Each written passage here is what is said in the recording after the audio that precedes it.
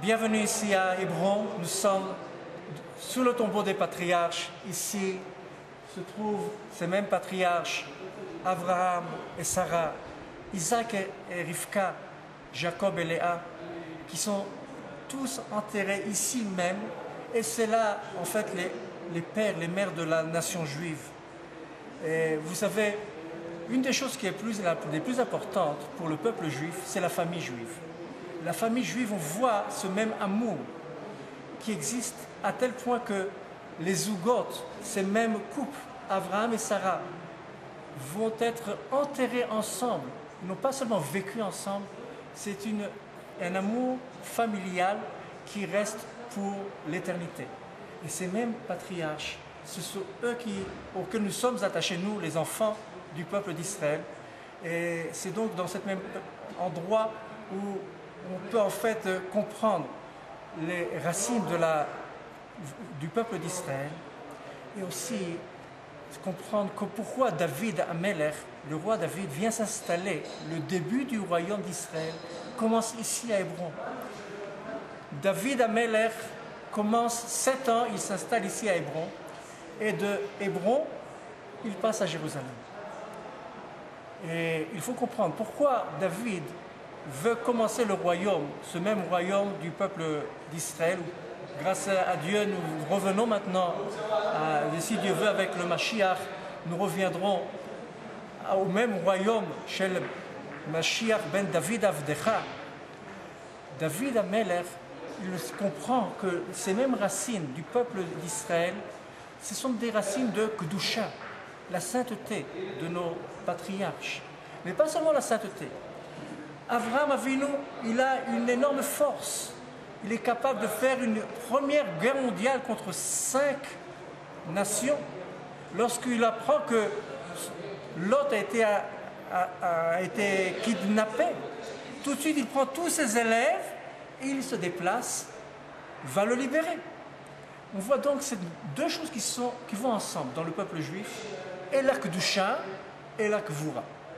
Kedusha, c'est la sainteté. La Gvura, c'est en fait cette même force que Dieu nous donne, et cette même force, nous la recevons de ces mêmes patriarches, Abraham et Sarah, Yitzhak et Rivka. Yitzhak était millionnaire. On peut être aussi Yereh Shamayim, Shomer Mitzvot. D'un autre côté, on est capable d'être très riche. Et c'est même ce que Dieu nous donne, nous l'utilisons pour le bien. Et de Jacob et Léa, Jacob, nous savons qu'il a eu, Baruch Hashem, une petite famille de 12 enfants, une grande famille, Baruch Hashem. Et cette même famille, en fait, c'est comprendre comment passer à la nouvelle génération. Comment passer ce même patrimoine que nous recevons ici de la Torah, qui se trouve ici. Baruch Hashem, nous avons eu la possibilité de me faire rentrer de nombreux Sifrei Torah dans un Aron Kodesh ici dans le tombeau des patriarches, malgré les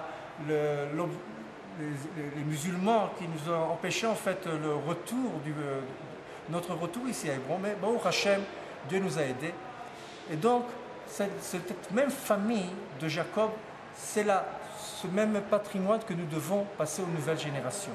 Avot ou Banim. Et c'est là en fait un des rôles du Mashiach. Avec le Mashiach vient Eliyahu Hanavi.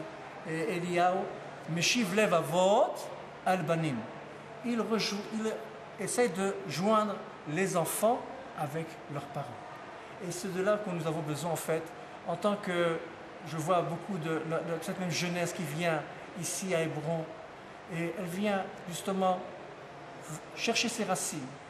Et c'est là notre rôle aussi de continuer cette même génération, savoir continuer si Dieu veut, jusqu'à ce que nous voyons cette même ville de David, à nouveau pleine de milliers, de dizaines de milliers. Rien que cette dernière année, il y a eu 1,5 million de Juifs qui sont venus du monde entier, ici prier à la Merat HaMachpelah.